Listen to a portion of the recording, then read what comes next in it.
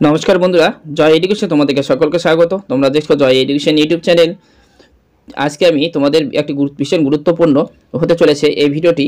সেটি হচ্ছে যারা টেট উত্তীর্ণ অর্থাৎ টেট উত্তীর্ণ হবে, যে 2023 যে 24শে ডিসেম্বর যে পরীক্ষাটি টেট হয়ে গেল প্রাইমারি, সেই ক্ষেত্রে যারা পাস করবে তাদের ক্ষেত্রেও কিন্তু বিশেষ গুরুত্বপূর্ণ হতে চলেছে এই ভিডিওটিতে। তো শিক্ষামন্ত্রী ব্রাত্য বসু মহাশয়কে একটি প্রশ্ন করা হলে নিয়োগ সংক্রান্ত, তিনি কিন্তু উত্তর দেন যে পশ্চিমবঙ্গে 7 দিনের মধ্যে শিক্ষক নিয়োগ করা হবে। যারা টেট উত্তীর্ণ করে থাকবে তাদেরকে আর বসে থাকতে হবে না। তিনি কোন পরিপ্রেক্ষিতে এমন প্রশ্নের উত্তর দিলেন, সেই ক্ষেত্রেই আমি তোমাদেরকে আলোচনা করব এই ভিডিওটিতে। তার আগে তোমাদের কাছে অনুরোধ, আমার চ্যানেল যদি নতুন হয়ে থাকে অবশ্যই এই ধরনের নতুন নতুন আপডেট পাওয়ার জন্য চ্যানেলটিকে সাবস্ক্রাইব করে সঙ্গে থাকবে। আর ইতিমধ্যে যারা আমার চ্যানেলে যুক্ত হয়েছে তাদেরকে স্বাগতম। এবার চলো আমরা দেখে নিই বিস্তারিত কেন তিনি এই বক্তব্যটি করেছেন।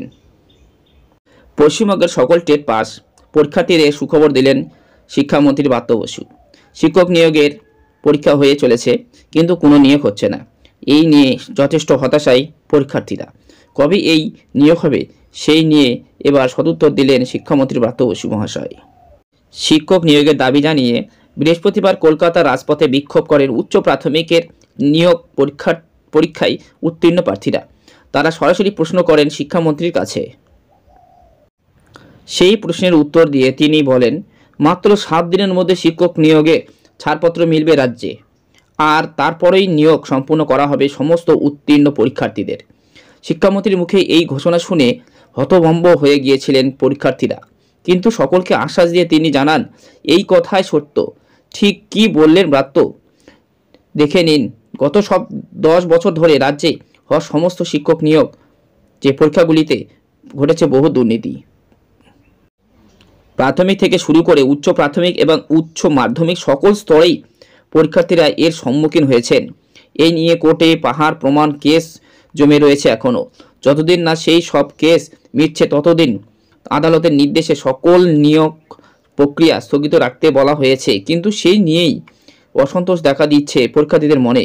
হাজার হাজার ছেলে মেয়ে আজ 10 বছর ধরে পরীক্ষা দিয়ে বসে রয়েছে নিয়োগের আশায়, কিন্তু সরকার তাদের সঙ্গে খেলছে।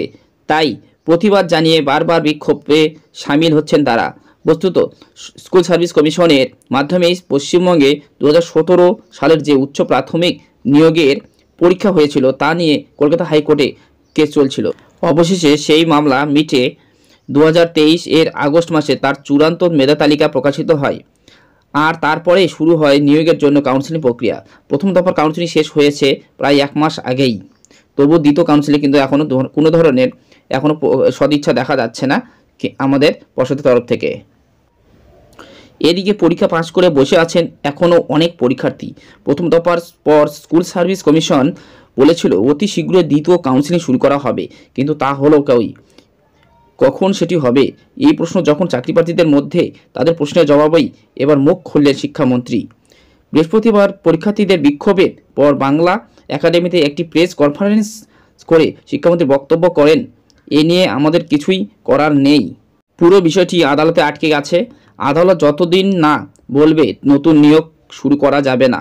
তবে আমাদের আইনজীবীরা আদালতের কাছে বারবার আপিল করছে, যেদিন এই কেজের জট কাটবে সেদিন থেকে 7 দিনের মধ্যেই নিয়োগ দেওয়া হবে উত্তীর্ণ পরীক্ষার্থীদের। এই প্রতিশ্রুতি দিয়েছেন তিনি। তার ঘোষণায় আশার আলো দেখছেন বিক্ষোভকারী চাকরি প্রার্থীরা। তবে দেখা যাক আদালতে কবে মিটে সেই মামলা।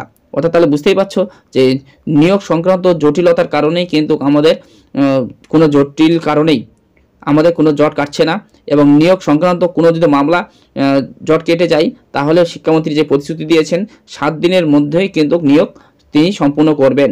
তিনি কিন্তু এই বক্তব্য কিন্তু পেশ করেছেন। এটি বলার ছিল।